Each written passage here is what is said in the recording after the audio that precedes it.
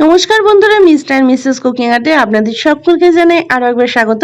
শারদীয়া সকলকে জানাই অনেক অনেক শুভেচ্ছা। সবাই ভালো থাকুন, সুস্থ থাকুন আর খুব ভালো করে পুজো কাটান। আর আজকে যে রেসিপিটা এনেছি সেটা দুর্দান্ত স্বাদে। আর যারা মিষ্টি খেতে পারো না বা মিষ্টি খাওয়া বারণ, মন খারাপ না করে তোমাদের জন্য নিয়ে এসেছি খুব সুন্দর আর একদম দোকানের মতো টেস্টের, দোকানের স্বাদের মিষ্টি। খুব চটজলদি বাড়িতেই বানিয়ে ফেলো এই মিষ্টির রেসিপি। আর আজকের যে মিষ্টির রেসিপিটা সেটা কোনো রকম চিনি বা গুড় ছাড়াই বানানো হয়েছে। একদম ন্যাচারাল একটা মিষ্টি দিয়েই কিন্তু এই মিষ্টিটার রেসিপিটা বানানো হয়েছে। চলো দেখে নিই আজকের এই মিষ্টির রেসিপি। আর ভালো লাগলে অবশ্যই ট্রাই করো। আর যারা এই মিষ্টিটা বাড়িতে বানিয়ে খেয়ে দেখবে তারা কিন্তু অবশ্যই কমেন্টের মাধ্যমে জানিও যে কেমন লেগেছে। এটা ভোগেরও কিন্তু ক্ষেত্রে ব্যবহার করতে পারো। আর চলো দেখে নিই আজকের এই রেসিপিটা। আর যদি রেসিপি ভালো লাগে তাহলে একটা কমেন্টের মাধ্যমে জানিয়ে দিও। যারা নতুন বন্ধু হচ্ছে এখনো পর্যন্ত আমার চ্যানেলটাকে সাবস্ক্রাইব করোনি, তাড়াতাড়ি করে সাবস্ক্রাইব করে নাও। পাশে থাকা বেল আইকনটা ক্লিক করতে একদম ভুলো না। চলো দেখে নিই আজকের এই রেসিপি। যারা ফেসবুক পেজ থেকে দেখছো পেজটাকে ফলো করে নিও। চলো দেখে নিই রেসিপিটা বানানোর জন্য। এখানে আমরা একটা কড়াই বসিয়ে নিয়েছি আর কড়াইয়ের মধ্যে দিয়ে দিচ্ছি চালমগজ। আমরা আর দিয়ে দেব এখানে কাজু বাদাম, কিছুটা ড্রাই ফ্রুটস আমরা নিয়ে নেব। আপনারা আপনাদের পছন্দ মতো এখানে আরও ড্রাই ফ্রুটস ব্যবহার করতে পারেন। দিয়ে দিলাম সাদা তিল আর চালমগজ আর কাজু বাদাম আর সাদা তিল, এলাচ, সমস্ত কিছুকে দিয়েই আমরা একটু ভালো করে নাড়তে থাকবো। কাজু বাদাম এইগুলো দিয়ে খুব সুন্দর একটা গন্ধ বার হলে তারপরে এটা আমরা নামিয়ে নেব। আর এখানে আমি কিন্তু নর্মাল বাদামও অ্যাড করেছি, সেটাকেও আপনারা অ্যাড করতে পারেন বা এখানে আপনারা আমন্ড ব্যবহার করতে পারেন, তাতেও কোনো অসুবিধা নেই। আপনাদের পছন্দ মতো এখানে ড্রাই ফ্রুটস ব্যবহার করতে পারেন। এরপরে এটাকে ভালো করে কড়াইতে আমরা নাড়িয়ে নিচ্ছি। আর খুব সুন্দর একটা হালকা গন্ধ চলে আসলে এটাকে নামিয়ে নেব। আমরা নামিয়ে নিয়ে একটা মিক্সার গ্রাইন্ডারের মধ্যে নিয়ে নিচ্ছি। আর মিক্সার গ্রাইন্ডারের মধ্যে নিয়ে নেওয়ার পরে এটাকে একটু ঠান্ডা হতে দেবো, কারণ সঙ্গে সঙ্গে এটাকে গুঁড়ো করব না। এটাকে আগে একটু ঠান্ডা হতে দেবো। ঠান্ডা হলে কি হবে, এটা আমাদের গুঁড়ো করতে সুবিধা হবে। তো আমরা এটাকে একটু ঠান্ডা করে নিচ্ছি। ততক্ষণে আমরা চলে যাব অন্য একটা এই রেসিপির আসল জিনিস রেডি করতে। আমরা নিয়ে নিয়েছি এখানে মাখানা। মাখানার সাথে এখন অনেকেই পরিচিত। আর মাখানাটাকে নেওয়ার পরে এটা কড়াইয়ের মধ্যে একটু ভালো করে নাড়িয়ে নেব। ভালো করে মনে রাখবেন এই আমরা কিন্তু গ্যাসের আঁচটাকে লো টু মিডিয়ামে রেখে দিয়েছি। মাখানাটাকে দেওয়ার পরে আমরা এটাকে খুব ভালো করে মিশিয়ে দিচ্ছি। আর মাখানাটাকে একটু কড়ার মধ্যে গরম করে নিলেই ভালোভাবে কিন্তু এটা সম্পূর্ণটাই গুঁড়ো করা যাবে। এটা আমরা একটা পাউডার বানাবো, তাই তার আগে কড়াইয়ের মধ্যে একটু নাড়িয়ে নিচ্ছি, তাতে এর মধ্যে টেস্টটা ভালো আসবে। আর এই রেসিপিতে আমি কোনো রকম ঘিয়ের ব্যবহার করিনি বা কোনো রকম মিষ্টি, চিনি বা গুড় কিছুই ব্যবহার করিনি। তো পুরো ন্যাচারাল একটা মিষ্টি দিয়ে আজকের এই মিষ্টির রেসিপি। সম্পূর্ণটা দেখতে থাকুন, আশা করছি ভালো লাগবে। আর মাখানাগুলো হয়ে যাওয়ার পরে আমরা এটাকে নামিয়ে একটা বড় মিক্সার গ্রাইন্ডার নিয়ে নেব। আর যতক্ষণে আমরা মাখানাটা একটু ঠান্ডা হতে দিচ্ছি, তার মধ্যে আমরা যে ড্রাই ফ্রুটসগুলো নিয়েছিলাম সেগুলোকে একটা পাউডার বানিয়ে নেব। পাউডার বানিয়ে নিয়েছি। আর পাউডার বানিয়ে নিয়ে এটাকে একটা পাত্রের মধ্যে রেখে দিচ্ছি। আর এইটাকে আমি একটা প্লেটে নিয়ে নিচ্ছি।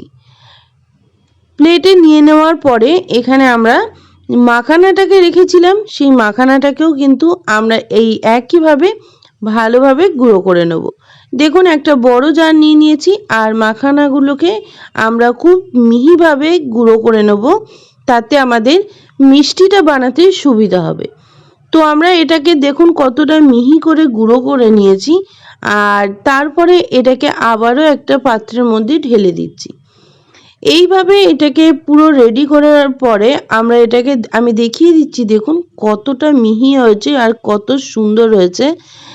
আমরা মাখানাগুলোকেও গুঁড়ো করে নিয়েছি।